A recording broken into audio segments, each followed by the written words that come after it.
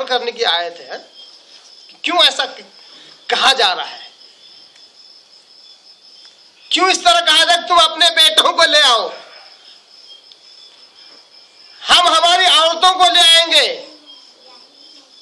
तुम अपनी औरतों को ले आओ, हम अपने आप को ले आएंगे, तुम अपने आप को ले आओ।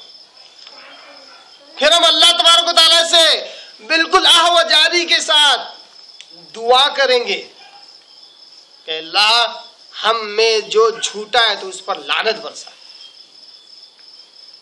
इसको मुलाअना कहते हैं।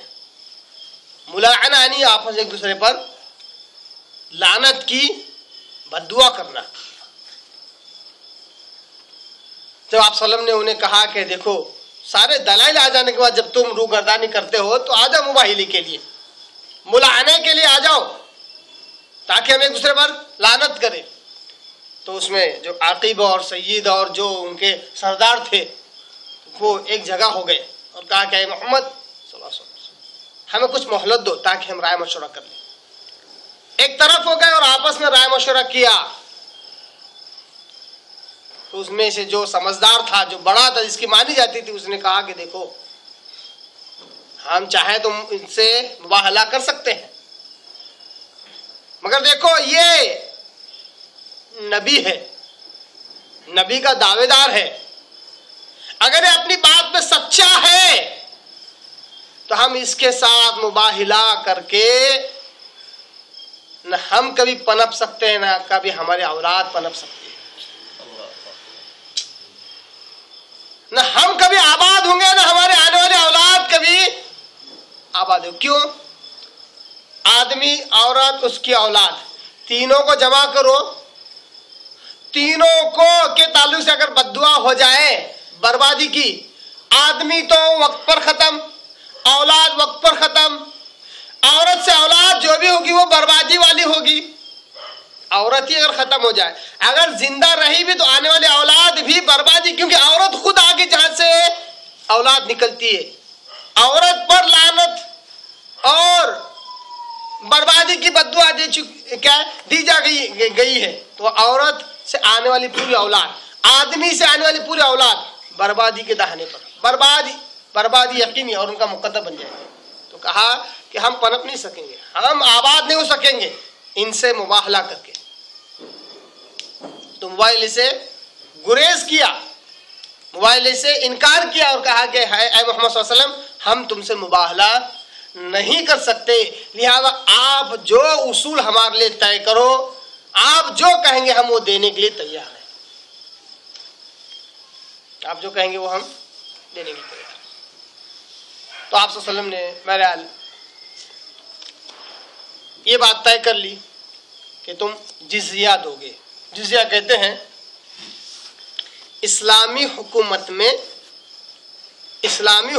में जो गैर मुस्लिम रहते हैं, सबसे पहले उन्हें दीन की दावत दी जाएगी। अगर वो दीन की दावत कबूल करके मुसलमान हो जाए तो उनको अमन और अमान है, उनकी जान बख्शी है। अगर इस्लाम कबूल नहीं करते हैं तो या तो उन्हें लड़ना होगा, जिहाद करना होगा, जिहाद भी नहीं कर सकते, इतनी भी ताकत नहीं है, तो अपने आप को सरेंडर करके मातहती और मुसलमानों की अमान हासिल करनी होगी। और अमान ऐसे फ्री ऑफ कॉस्ट, फ्री में नहीं मिलेगी, बल्कि हर साल या साल में 2 मरतबा जिजिया और टैक्स अदा करना होगा, रहने का, खाने का, पीने का, इस्लामी ममलिकत में सांस लेने का तक टैक्स अदा करना होगा। सो कहते टैक्स, जिसका एक सिंपल सा माना है जिजिये का, जिजिया। जिजिये से 12 मैं बात कहता हूं कि वाकई ये इस्लाम ही है जो इतना रहमदिल है, इतना मेहरबान है कि गैर मुस्लिम को अपने इलाके में रहने देता है जिजिया लेकर।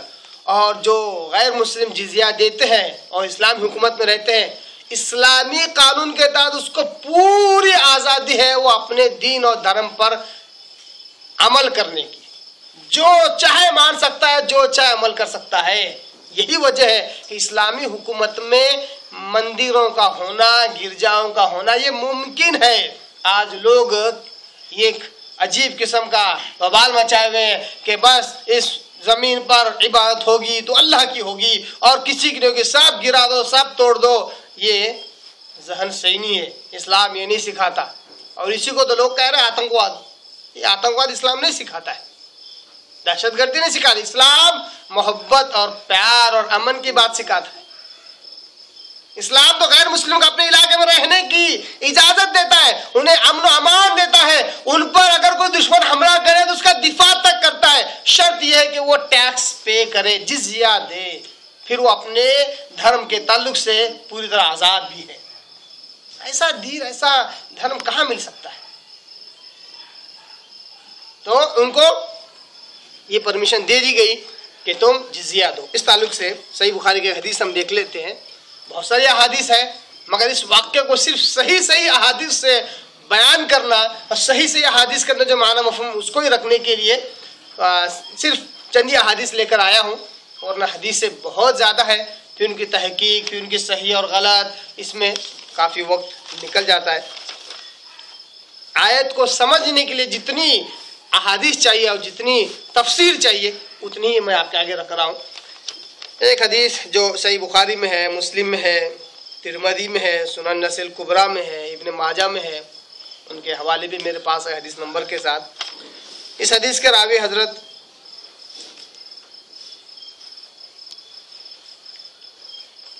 हुज़ैफा रज़ियल्लाहु ताला अन्हु है। हुज़ैफा रज़ियल्लाहु ताला एक सहाबी है। वो कहते हैं क़ाल जाअल आक़िब वस्सय्यिद, आप सल्लल्लाहु अलैहि वसल्लम के पास नजरान से जो वफद आया था, उस वफद में आक़िब और सय्यिद दो लोग थे, वो आए। स्वाहिबा